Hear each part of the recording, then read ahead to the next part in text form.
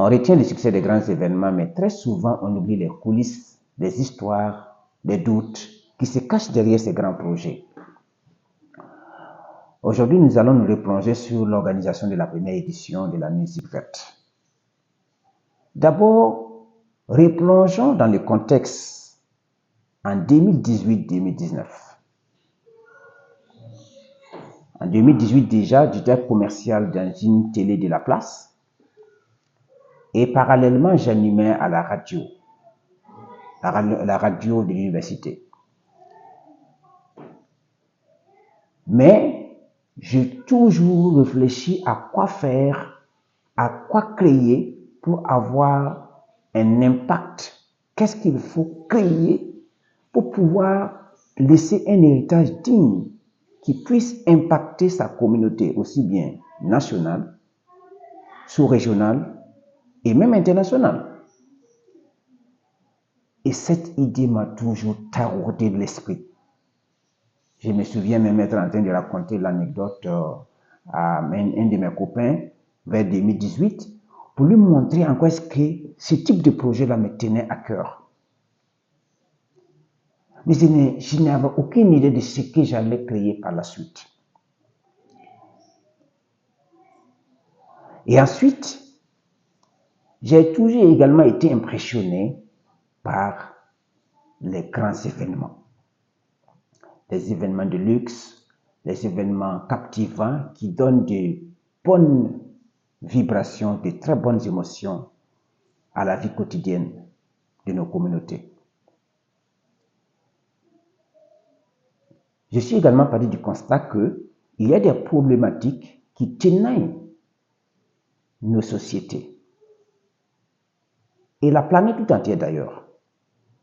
Et ma vision de pouvoir avoir un impact m'a orienté à m'intéresser à ces questions grandeur nature qui touchent toute l'humanité. Et quoi de plus normal que de penser au changement climatique, aux questions de désertification, aux questions de protection de l'environnement d'une manière générale. Et d'ailleurs, j'ai eu la chance effectivement d'avoir milité dans des associations d'étudiants et également d'autres structures qui m'ont permis bien sûr d'attirer mon attention sur l'importance de la protection de l'environnement. J'ai eu le réflexe bien sûr de planter des arbres depuis que j'étais tout petit.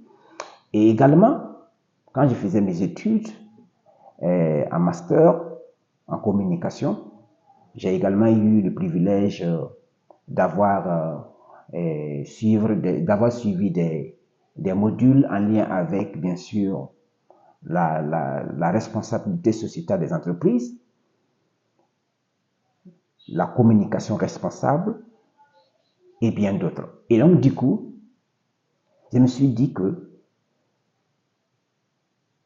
tout cela n'était pas là pour rien. Il y avait un lien. Si je prends tout mon parcours, j'essaye de voir ce que je vais lancer, ce que j'ai déjà vécu, ce que j'ai comme connaissance, tout cela peut concourir à créer un projet qui a un lien. Et d'où est née l'idée du carrefour de la musique verte.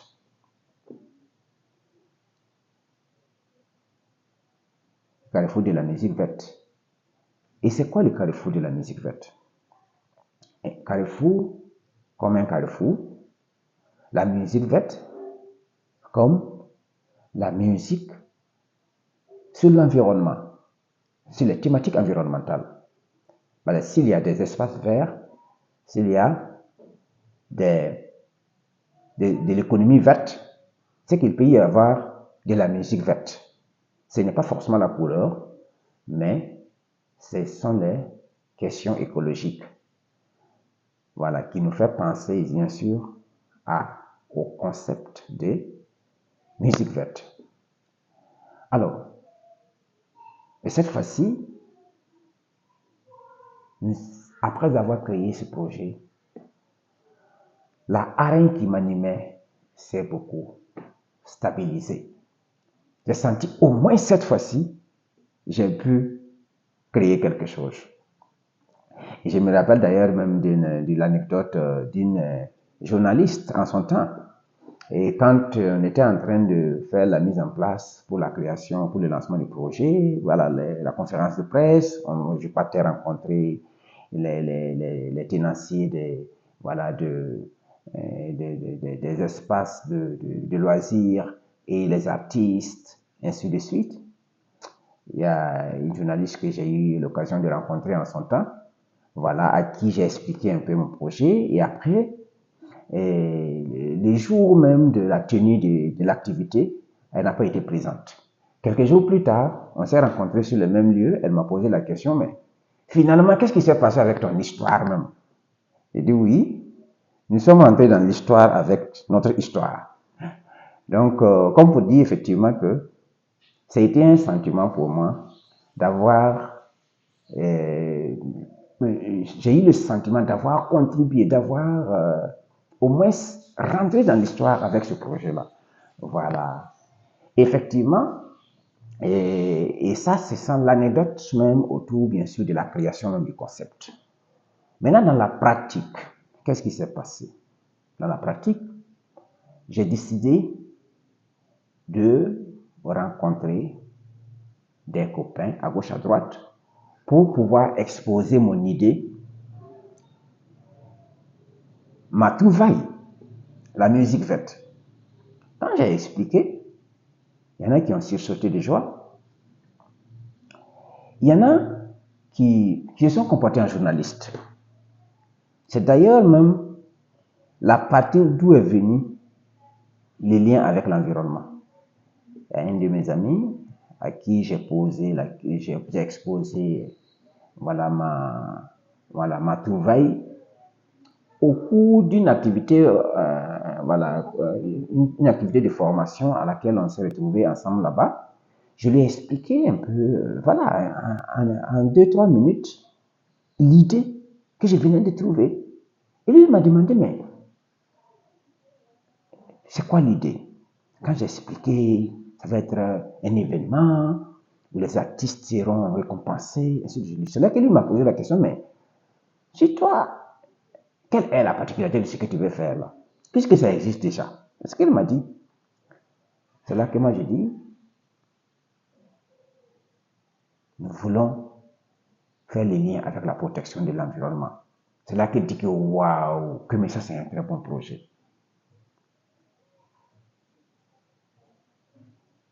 Et c'est de fil à aiguille que nous avons décidé effectivement d'enchaîner avec l'organisation en rencontrant des acteurs du milieu de la musique et même du milieu de la protection de l'environnement. Je me souviens avoir été rencontrer le vieux qui a mis en place une forêt de 27 hectares au nord du pays. Voilà, Yacouba Sawadogo, prix Nobel alternatif 2018. Voilà, à qui je suis allé présenter mon projet. Voilà, et puis en même temps féliciter aussi de ce qu'il a pu réaliser comme œuvre. Et voilà. Et après, je suis revenu, j'ai commencé à rencontrer les journalistes, voilà, les artistes pour la mise en place de ce projet. Mais étant étudiant, les ressources sont maigres. Comment il fallait procéder pour pouvoir lancer un tel projet, sachant que ça nécessite un budget aussi colossal pour pouvoir mettre en place la logistique, pouvoir mobiliser les artistes. Comment il fallait procéder? Mais Dieu est toujours avec ceux qui ont de bonnes idées. Quand j'ai commencé, je me suis appelé d'une dame que j'avais rencontrée quand j'étais également, j'ai toujours eu des activités parallèles aussi, hein. Voilà, j'étais également conseiller en communication, voilà, auprès d'une d'une entreprise de peinture de voitures, et que cette dame-là aussi était dans l'événementiel, elle était passée pour demander du sponsoring. Et c'est en tant que responsable de la communication, c'est moi j'ai rencontré cette dame, voilà, pour l'écouter, voilà, et que on a resté en contact, on a gardé les contacts comme ça, et après on a fait des collaborations. Et cette dame, elle est rompue sur les questions d'événementiel. Donc, c'est à elle que je suis allé expliquer mon projet également. Elle était très vite séduite par ce projet. Elle m'a dit, mais ça, ce projet, il est bien, voilà, et que on peut même, elle gérait même un petit restaurant dans un quartier, et voilà, dans un jardin. Elle m'a dit même que même ton événement même peut se passer même sur place ici.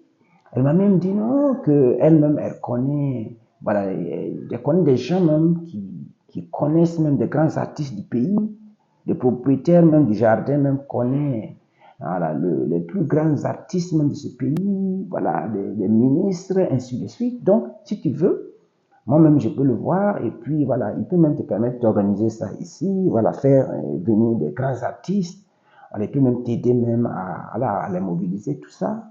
Moi, je dis, bon, mais ça, c'est déjà une opportunité. Et du coup, l'idée qui était vague, abstraite dans ma tête est devenue concrète. C'est devenu une réalisation. Donc, je dis, bon, mais si c'est le cas, pourquoi pas ne pas saisir l'opportunité. Elle a même choisi même une date pour moi, que je peux faire ça même dans 2 mois. Oui, on était en fin avril, et voilà, elle disait qu'on peut faire ça dans 2 mois. Donc, du coup, en fin juin, début juillet, on pouvait le faire. Voilà, donc c'est là que j'ai commencé maintenant à mettre les petits assiettes dans les grands. Voilà, je suis allé tout de suite, j'ai commencé à parler à tous mes amis, voilà, à ma famille, voilà, à expliquer le projet. Mais j'ai remarqué qu'il y avait un point commun de la réaction de tous ceux à qui j'expliquais le projet. 90% de ces gens-là étaient impressionnés. Oui. Sauf qu'il y avait un petit nombre seulement qui émettait un petit doute sur la faisabilité. Je disais, mais, ou encore même sur la pertinence. Je dis, bon, c'est vrai, tu peux mobiliser les artistes, ils peuvent sensibiliser sur l'environnement, tout ça, mais ce n'est pas suffisant. Ce n'est pas suffisant. Je me rappelle qu'il y a eu une amie aussi, voilà, à mon école, qui m'a dit la même chose, qui m'a dit, mais sensibiliser c'est bien, mais ce n'est pas suffisant. Il vaut mieux même mettre la main dans la pâte. Il faut que vous partez reboiser ou quelque chose de ce genre. Mais ce qu'elle oubliait, c'est que n'était que le début du projet. Voilà. Les reboisements, les nettoyages des rues, tout ça, ça fait partie du projet. Voilà. Donc c'était ça comme ça. Et comme une prophétie, la dame en question a effectivement contacté les tenanciers du jardin qui avaient un autre jardin, en plus du jardin que nous on connaissait, qui était encore plus grand, plus animé. Et quand on a été voir le propriétaire, il était séduit, il a dit, ben, ça c'est un bon projet, on peut organiser ça ici. Moi je peux t'aider à mobiliser un grand artiste, voilà, que je vais peut-être taire le nom, voilà. Et du coup, on a commencé à courir. Voilà, j'avais également voilà, des amis à qui j'ai contacté qui ont décidé de m'aider à mobiliser les cartes podium, un carte podium. Voilà, un carte podium qui est un dispositif qui contient tout, aussi ce que ce soit la sono, le podium, la lumière. Donc, ça a été un coup d'essai qui était un coup de maître. Figurez-vous, un artiste comme Flori qui est la tête d'affiche d'une première édition d'un événement, d'une personne, d'un concept nouveau, d'une personne qui n'est pas suffisamment connue du grand public, ah ben, ça créait quand même Voilà un effet waouh. Et du coup, un autre détail important, c'est les quartiers aussi dans lesquels on a organisé l'événement. Les quartiers, c'est un quartier de force. C'est un quartier où on ne fait pas de bruit. C'est là que le numéro 2, le gérant numéro 2 du jardin m'a contacté de côté, il m'a dit, ici là, un seul voisin même peut bloquer ton événement ici. Qu'est-ce qu'il faut faire? Ce qu'on va faire, viens, on va se promener de cour en cour pour les saluer et leur demander l'autorisation ou la permission d'organiser un événement un seul soir ici. Voilà. Si possible, même leur expliquer même le contenu du projet, tout ça. Et ainsi, on a fait le tour. On a salué les voisins. On a présenté le projet. On leur a demandé, voilà, la permission d'organiser notre événement. Voilà. Et ils ont validé. Et quand on est venu, le jour de l'événement, on s'est mis à lancer. Et le Carpodome est venu s'installer. On a commencé à mettre en place tous les dispositifs. Et voilà. Mais le problème, c'est qu'on était à moins de juillet. Donc c'était en période de pluie. Et à partir de 16h30, la pluie a commencé. La pluie a commencé. Moi, je me suis levé comme ça, j'ai parlé à la pluie, j'ai dit, bon, mon projet est entre tes mains. Toi-même, tu sais qu'entre toi et moi, là, il y a une amitié. Il y a une amitié de longue date. Donc, c'est vrai. D'ailleurs, nous sommes là en train de vouloir promouvoir des bons comportements, la protection de l'environnement. D'ailleurs, ta venue même est normale, puisque on ne souhaite que ta venue, pour qu'on puisse avoir l'abondance, pour qu'on puisse avoir la nourriture. Néanmoins, si tu pouvais me permettre de faire mon événement ce soir, je ne saurais quoi te remercier. J'étais en train de parler avec la pluie comme ça. Et figurez-vous qu'à 18h pile, la pluie s'est arrêtée. Et on s'est lancé. Et comme par magie, les gens sont sortis. Les gens sont sortis et on a fait un événement qui était du waouh. Moi-même, j'étais aux anges. Il ne faut pas imaginer que le projet aurait pu se transformer de cette manière. C'est vrai qu'il y a encore des coulisses à l'intérieur, mais je préfère m'arrêter ici pour aujourd'hui pour venir avec un autre chapitre. Ouais. Donc, si ça peut servir à ceux au porteur du projet, au départ, si c'était l'argent qui allait organiser, je n'allais même pas essayer. Ceux qui me connaissent le savent, j'étais étudiant. Même si je faisais des petites activités à gauche à droite, j'animais à la radio, j'étais commercial à la télé.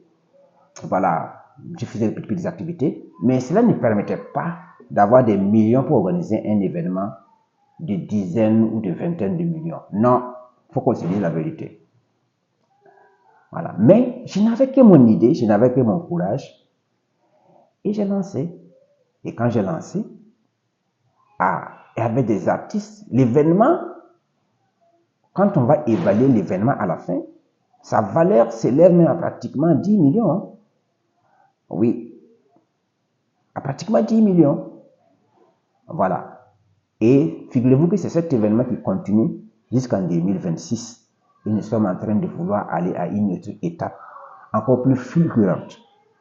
Voilà. Donc, si cette expérience peut servir au porteur de projet, tant mieux. Alors, prenez bien soin de vous. La vidéo risque d'être longue. À tout moment,